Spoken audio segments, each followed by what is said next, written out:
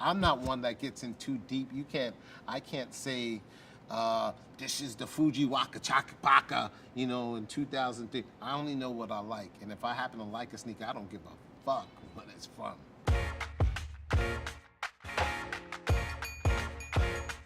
What's up? This is Rasheed Young from Hollis, Queens, New York City. I'm a sneaker enthusiast.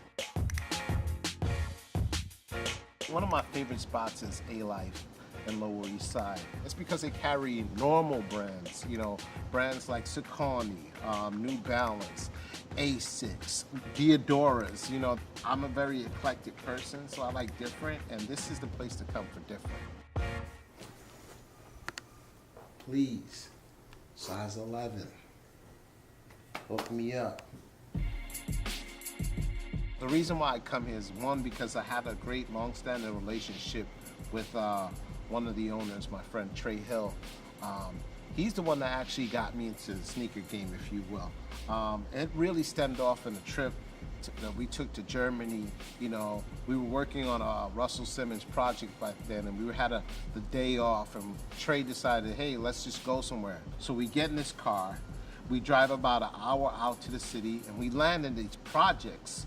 We hopped out of the cab is gone, and we were in the middle of nowhere. And I just see him boldly enough go up to somebody in Germany and say, hey, something, Soulbox, you know? And long story short, one of the kids wound up taking us in their car directly to Soulbox, and we met Hickman there, and that was probably one of my craziest Germany stories. Yeah. Looking like an Alife employee. My relationship with the Simmons brothers, Reverend Run and Russell Simmons, has actually gave me a rite to passage in the sneaker culture, if you will. We started Fat Farm Classic Sneakers in 2003, and they became a success. You know, we sold over 30 million pairs of the Fat Classic sneakers. So I think just being aligned with them, people had automatically thought that I was a sneaker enthusiast, and then I was in by default.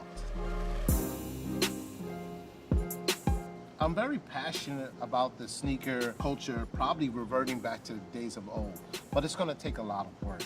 Not only for the consumer, but it's also for the corporations, the Nikes and the Adidas. There's nothing wrong with all kids having the same sneaker, you know.